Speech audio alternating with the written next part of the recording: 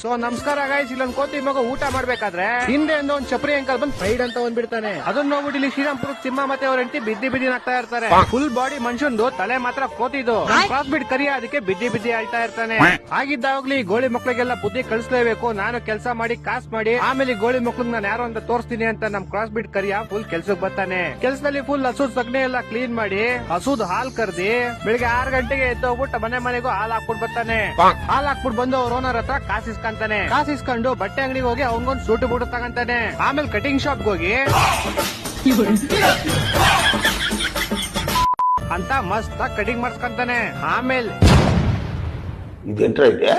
ಅರೆ ನೀ ಹಬ್ಬ ಅಲ್ಲ ಗುರು, ಬಟ್ಟೆ ಅಂಗಡಿಲಿ ಬಟ್ಟೆ ನೋಡಿದ್ದು ಸೂಟು, ಕಟಿಂಗ್ ಶಾಪ್ ಅಲ್ಲಿ ಕಟಿಂಗ್ ಮಾಡಿಸಿದ್ದು ಫಂಕಿ. ಇಲ್ಲಿ ನೋಡಿ ಡೀಸೆಂಟ್ ದಾಸೆ ಅಂತಾರ ಕೂದಲು ಸೈಡ್ ಕ್ರಾಪ್ ಮಾಡ್ಕೊಂಡು ಕುರ್ತಾ ಹಾಕೊಂಡ್ ಬಂದವನಲ್ಲ. ಯಾವ ಇವೆಲ್ಲ ಹೋಲಿ ಬಿಡಿ ಗಾಯ್ಸ್, ಹೆಂಗೋ ಬಂದ, ಎಲ್ಲಿಗ್ ಬಂದ, ಮತ್ತೆ ಅದೇ ಮದ್ವೆಗ್ ಬಂದ.